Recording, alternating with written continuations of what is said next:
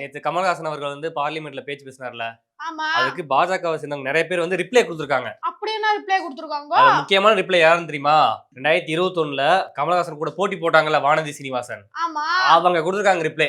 என்ன குடுத்திருக்காங்க? அத சொல்லுப்பா. ஆக்சுவலா வந்து பார்லிமெண்ட்ல கமல்ஹாசன் பேசினது வானதி சீனிவாசனுக்கு புரியவே இல்லையாம். அவர் என்ன பேசுறாருன்னே புரியல. ஆல்ரெடி 2021 பிரச்சாரத்தப்ப கோவை மக்களுக்கு கமல்ஹாசன் பேசுனது புரியாதனால தான் அவங்க வந்து அனுப்பி விட்டாங்க. இப்ப பார்லிமெண்ட்லயும் வந்துட்டு பேசிட்டு இருக்காரு. ஒண்ணுமே எனக்கு புரியலன்ற மாதிரி சொல்லியிருக்காங்க. எனக்கு ஒண்ணு புரியலைங்க.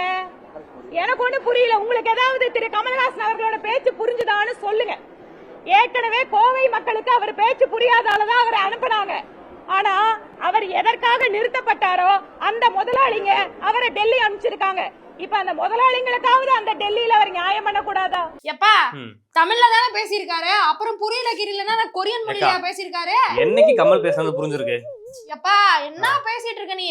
அவங்க பேசுனத உடனே கோட் பண்ணிய அந்த இடத்துல அவ்வளோ தத்ரூபமா அந்த அளவுக்கு யாராலையும் பேச முடியுமா? ஆண்டவரால மட்டும்தான் முடியும். சரி, அவர் என்ன சொன்னார் கமல்ஹாசன்? தமிழ் வந்து பிச்சை கேட்பவர்கள் கிடையாதுன்னு தானே சொன்னாரு. பிஜேபி காரங்க என்ன சொல்றாங்க?